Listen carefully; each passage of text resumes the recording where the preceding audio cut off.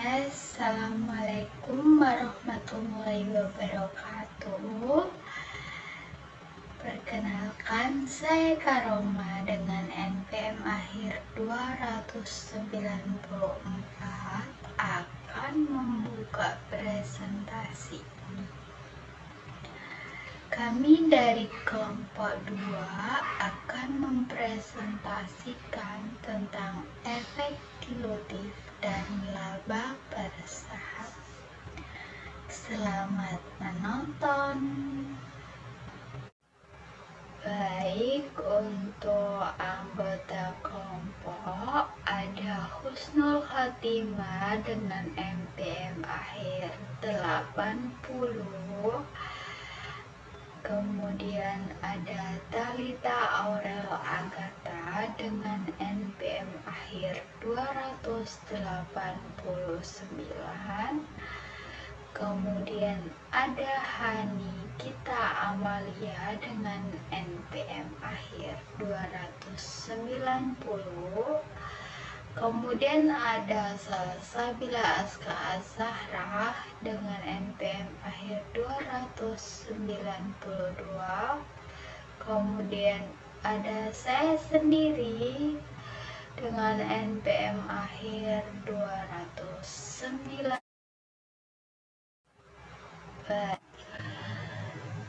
Selanjutnya di efek dilutif ada dua. Yang pertama ada yang namanya hutang dan ekuitas. Setelah itu ada yang namanya utang konversi. Hutang dan ekuitas ini ialah sebagai ekuitas karena penerbit tidak memiliki kewajiban untuk membayar dividen atau membeli kembali saham. Untuk utang konversi yaitu dengan cara menggabungkan manfaat obligasi dengan hak istimewa untuk menukarnya dengan saham sesuai pilihan pemegangnya. Dari hutang dan ekuitas dan utang konversi ini ada yang namanya akuntansi untuk utang konversi. Berikut rumusnya adalah nilai wajar utang konversi pada tanggal penerbitan dengan komponen utang dan ekuitas dikurang dengan nilai wajar komponen liabilitas pada tanggal penerbitan berdasarkan nilai kini arus kas. Yang kemudian di hasil pengertiannya adalah komponen ekuitas pada tanggal penerbitan tanpa komponen utang. Oke, selanjutnya ada penyelesaian obligasi konversi. Ada 4. Untuk yang pertama ada pembelian kembali pada saat jatuh tempo. Untuk contoh permisalan di bagian jurnal adalah obligasi yang harus dibayar di posisi debit senilai 2 juta, uang tunai posisi kredit 2 juta. Kedua, ada konversi obligasi pada saat jatuh tempo. Untuk contoh permisalan jurnal ada premi saham ekuitas konversi berupa 194.374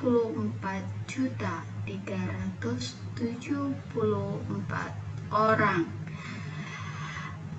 Obligasi yang harus dibayar posisi debit 2 juta, modal saham biasa 500.000 di bagian kredit. Bagikan premium biasa di bagian kredit berupa 1.694.374 orang. Selanjutnya di bagian penyelesaian obligasi konversi di nomor 3 ada konversi sebelum jatuh tempo. Untuk contoh permisalan jurnal, premi saham ekuitas konversi bagian debit 194.374 orang. Obligasi yang harus dibayar posisi debit 1.894.464 orang. Modal saham biasa posisi kredit 500.000. Bagikan premium biasa posisi kredit 1.588.838. Untuk yang keempat ada pembelian kembali sebelum jatuh tempo. Sebelum di jurnal berikutnya atau di slide berikutnya berikut untuk penjelasan jurnalnya, yaitu nilai wajar utang konversi termasuk komponen liabilitas dan ekuitas berdasarkan harga pasar pada tanggal 31 Desember 2023 adalah 1.965.000. Nilai wajar komponen liabilitas adalah 1.904.900. Jumlah ini didasarkan pada penghitungan nilai sekarang dari obligasi yang tidak dapat dikonversi dengan waktu jatuh tempo obligasi yang dibeli kembali yang dipersingkat. Kemudian ada yang namanya penyelesaian obligasi konversi. Bisa dilihat untung atau rugi dari pembelian kembali utang, yaitu dengan jurnal nilai sekarang dari komponen liabilitas pada tanggal 31 Desember 2023 diketahui senilai 1.904.900.000. Kemudian nilai tercatat komponen liabilitas pada tanggal 31 Desember senilai 1.894.464 dikurang, maka hasilnya menjadi rugi senilai 10.436 orang. Kemudian ada penyesuaian ekuitas atas pembelian obligasi konversi. ada jurnal nilai wajar utang konversi pada tanggal 31 Desember diketahui 1.965.000. Kemudian kurang nilai wajar komponen liabilitas pada tanggal 31 Desember tadi dikurang, yaitu dikurang dengan 1.904.900. Hasilnya nilai wajar komponen ekuitas pada tanggal 31 Desember tanpa komponen utang di tahun 2023 adalah 60.100.000. Kemudian di jurnal yang tadi digabung untuk menjadi entry jurnal dalam mencatat seluruh transaksi pembelian kembali, yaitu ada obligasi yang harus dibayar posisi debit Rp1.894.464, premi saham ekuitas konversi bagian debit 60.100, kerugian atas pembelian kembali posisi debit Rp10.436,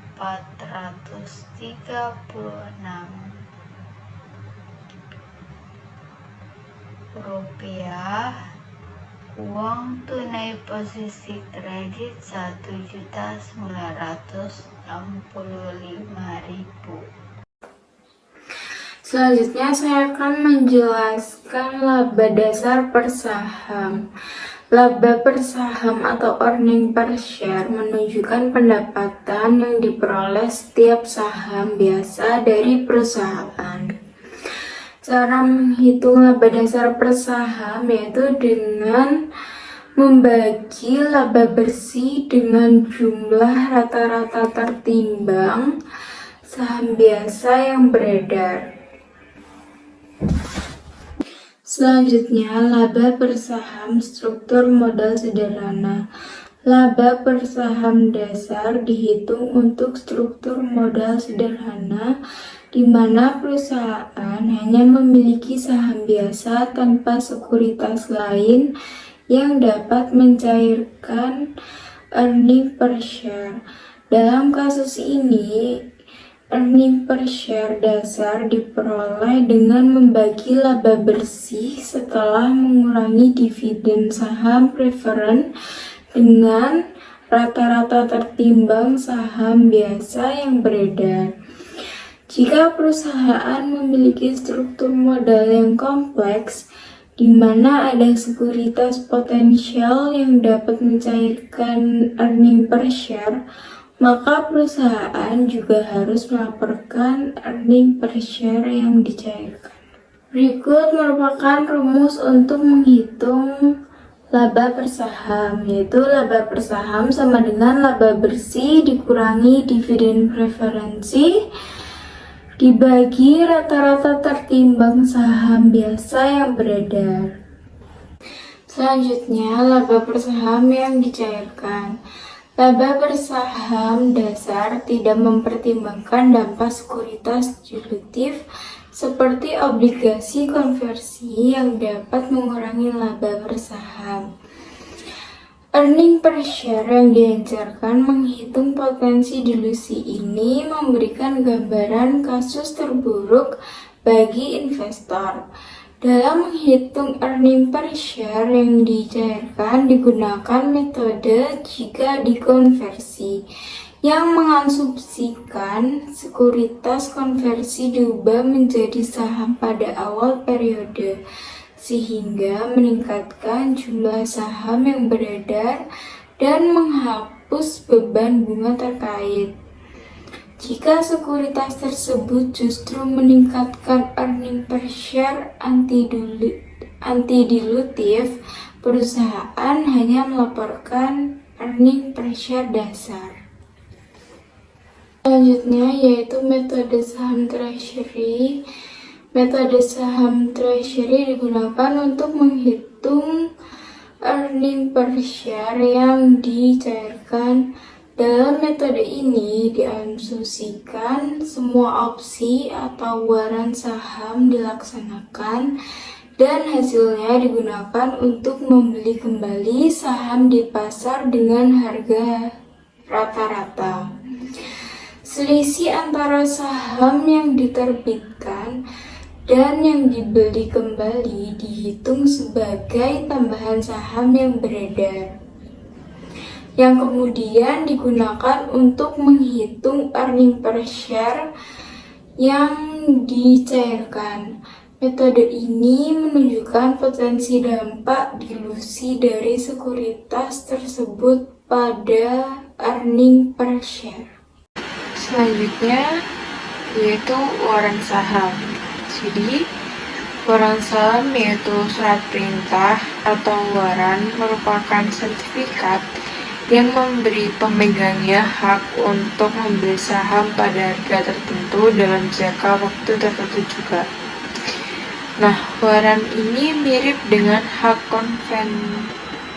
konversi sekuritas, di mana keduanya dapat mengubah hak menjadi saham biasa dan menyebabkan dilusi saham. Namun, perbedaan utamanya yaitu untuk melaksanakan waran, pemegangnya harus membayar sejumlah uang untuk mendapatkan saham tersebut. Nah, lalu selanjutnya itu ada penerbitan waran atau opsi. Untuk membeli saham tambahan biasanya terjadi dalam 3 situasi. Dalam situasi pertama yaitu pada saat perusahaan menyertakan waran saat menerbitkan surat berharga seperti obligasi atau saham preferen untuk membuatnya agar lebih menarik bagi investor. Lalu untuk situasi yang kedua, saat menerbitkan saham biasa tambahan, waran dapat diterbitkan untuk memberikan hak preemptif kepada pemegang saham yang ada. Lalu untuk situasi ketiga, pada saat perusahaan memberikan waran atau opsi saham kepada eksekutif dan karyawan sebagai bentuk kompensasi.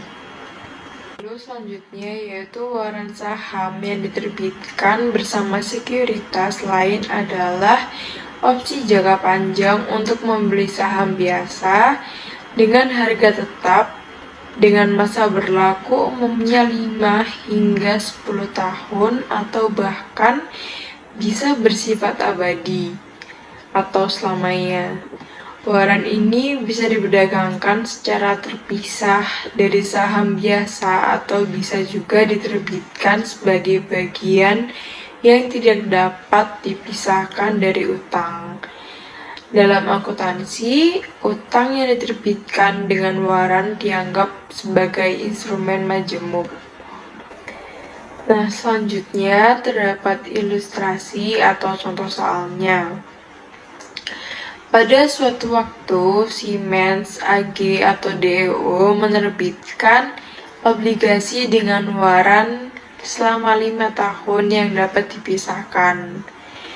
Nah, diasumsikan bahwa waran 5 tahun ini memberikan opsi untuk membeli satu saham biasa dengan nilai nominal 5 euro pada harga 25 euro. Pada saat itu, satu saham biasa Siemens dijual dengan harga sekitar 30 euro. Waran ini memungkinkan Siemens untuk menetapkan harga penawaran obligasinya dengan nilai nominal 10 juta euro pada harga par dengan imbal hasil 3/4% atau sedikit lebih rendah dari suku bunga yang berlaku pada saat itu. Nah, dalam contoh ini, Siemens dapat menjual obligasi plus waran seharga 10.200.000 euro. Nah, selanjutnya yaitu cara untuk penyelesaian kasus tersebut, yang dimana untuk menghitung hasil penjualan ini, Siemens menggunakan metode with and without. Dengan menggunakan pendekatan ini, Siemens menentukan nilai sekarang dari arus kas masa depan dan terkait dengan obligasi, yaitu sebesar 9.707.852 euro. Kemudian Siemens mengurangi jumlah ini dari 10.200.000 euro untuk menentukan komponen ekuitasnya. Nah, penentuan komponen ekuitasnya menggunakan metode with and without. Nah, jadi di sini terdapat jurnal, yaitu nilai wajar obligasinya dengan waran sebesar 10.200.000 euro, lalu dikurangkan dengan nilai wajar komponen liabilitas pada tanggal penerbitan, yaitu sebesar 9.707.852 juta, sehingga komponen ekuitas pada tanggal penerbitannya menjadi 492.148 euro. Selanjutnya yaitu terdapat entry jurnal penjualan obligasi, yang dimana uang tunai atau cashnya berada di debit sebesar 9.707.852 dan obligasi yang harus dibayar berada di kredit sebesar 9.707.852 juta. Kemudian terdapat entry jurnal premi saham, yang dimana uang tunai atau cashnya berada di debit juga sebesar 492.148 dan premi saham waran saham berada di kredit sebesar 492.148. Lalu di sini terdapat jurnal penggabungan Siemens, yang dimana uang tunai atau cashnya menjadi 250.000 didapatkan dari 10.000 dikalikan dengan 25 euro, lalu premi sahamnya 492.148 dan modal saham biasanya 50.000 didapatkan dari 10.000 dikali 5 euro, sehingga pembagian premium biasanya sebesar 692.148. Nah, dalam kasus ini, apabila investor gagal menggunakan waran, Siemens mendebit premi saham waran saham senilai 492.148 euro dan mengkredit premi saham waran saham kedaluarsa untuk jumlah yang sama. Premi saham waran kedaluarsa dikembalikan kepada pemegang saham sebelumnya. Rencana kompensasi jangka panjang bertujuan meningkatkan loyalitas karyawan kunci dengan memberikan mereka ekuitas atau kepemilikan. Umumnya disebut rencana kompensasi berbasis saham. Rencana ini memberikan karyawan kesempatan menerima saham jika kinerja perusahaan memuaskan, dengan ukuran kinerja seperti peningkatan laba bersaham, pendapatan, harga saham, atau pangsa pasar. Pengukuran kompensasi saham.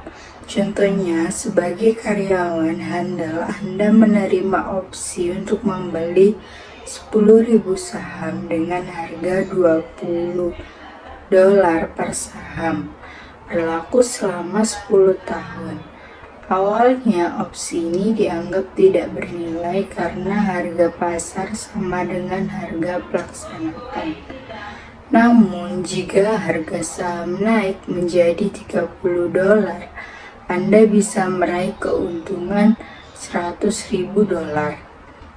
Dalam pelaporan, Handel bisa menggunakan dua metode, yaitu yang pertama metode nilai intrinsik, mengukur kompensasi berdasarkan selisih harga pasar dan harga pelaksanaan pada saat pemberian opsi. Karena tidak ada selisih, tidak ada biaya kompensasi yang diakui. Yang kedua, metode nilai wajar, menggunakan model penetapan harga opsi untuk menghitung nilai opsi pada saat pemberian, dan IASB mewajibkan metode ini untuk mengakui biaya kompensasi. Pengakuan kompensasi saham. Yang pertama, menentukan biaya berdasarkan metode nilai wajar. Perusahaan menghitung biaya kompensasi berdasarkan nilai wajar opsi pada tanggal pemberian. Nilai wajar ini diperkirakan menggunakan model penetapan harga opsi dengan penyesuaian untuk faktor unik opsi saham karyawan. Setelah tanggal pemberian, tidak ada penyesuaian biaya meskipun harga saham berubah. Yang kedua, alokasi biaya kompensasi. Perusahaan mengakui beban kompensasi selama periode layanan, yaitu waktu antara tanggal pemberian opsi dan tanggal vesting. Biaya kompensasi dihitung pada tanggal pemberian dan dialokasikan ke periode layanan tersebut. Selanjutnya, saham terbatas. Perusahaan sering menggunakan saham terbatas sebagai kompensasi karyawan yang sedang tidak dapat dijual atau dialihkan hingga vesting. 3. Keuntungan utama saham terbatas. Yang pertama, selalu bernilai. Tidak pernah menjadi tidak bernilai, berbeda dengan opsi saham. Yang kedua, mengurangi dilusi. Mengakibatkan lebih sedikit saham sehingga mengurangi dilusi pemegang saham. Yang ketiga, menyelaraskan insentif. Lebih menyelaraskan kepentingan karyawan dengan tujuan jangka panjang perusahaan. Selanjutnya, saya Husnul Khotimah dengan NPM akhir 080 akan menjelaskan tentang diluted earnings per share atau EPS, yaitu laba per saham yang diencerkan, adalah metrik keuangan yang menghitung potensi laba bersih per saham yang akan dimiliki oleh pemegang saham biasa jika semua opsi saham, warrant, dan sekuritas konversi lainnya dikonversi menjadi saham biasa. Tujuan dari EPS ini yang pertama yaitu mencerminkan potensi penurunan EPS. Jika opsi saham dikonversi, jumlah saham yang beredar akan meningkat sehingga mengurangi laba per saham. Yang kedua yaitu membantu investor menilai kinerja perusahaan. Investor dapat membandingkan EPS diencerkan dengan EPS dasar untuk memahami potensi penurunan laba. Yang ketiga yaitu mempengaruhi harga pasar. Jika EPS diencerkan turun secara signifikan, dapat mempengaruhi harga saham. Yang selanjutnya yaitu cara menghitung EPS. Yang pertama adalah hitung laba bersih. Tentukan laba bersih perusahaan untuk periode tertentu. Yang kedua yaitu hitung jumlah saham yang beredar. Tentukan jumlah saham biasa yang beredar saat ini. Yang ketiga yaitu tambahkan potensi saham tambahan.